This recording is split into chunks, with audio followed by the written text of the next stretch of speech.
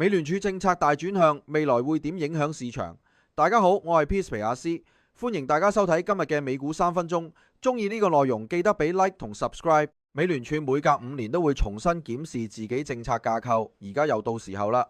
主席鮑威爾最近親自出嚟承認，之前個政策的確玩唔掂，諗住之後要大幅轉向。其實佢講得好明，未來好大機會會變得更加鷹派，即係對通脹會嚴格好多，唔再容忍通脹超標。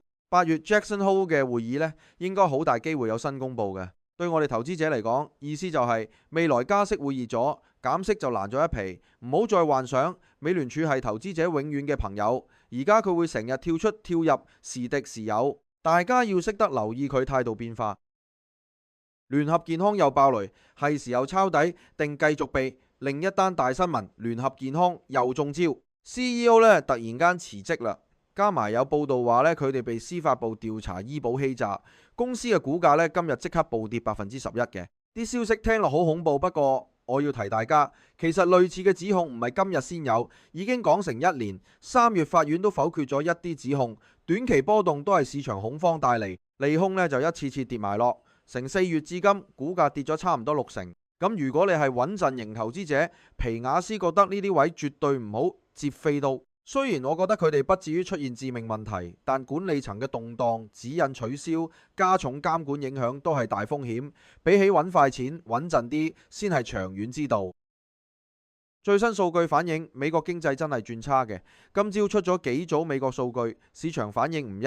零售銷售4月只升0.1，低過預期。生產者物價指數 PPI 又大跌0.5，最主要係因為服務業同資產管理收費大幅回落。初領失業金人數22.9萬，雖然比預期少少，但都較舊年高。咁其實今次睇數據呢，一來呢有特朗普關稅因素呢，3月夾高咗啲消費，4月自然回落，所以暫時呢未能斷定經濟有咩結構性問題嘅。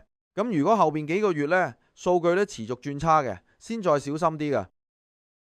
通脹威脅低估。沃爾瑪 CFO 親自警告，今日盤前沃爾瑪出咗業績，雖然大體上營收符合預期，但 CFO 已經忍唔住話6月肯定要加價。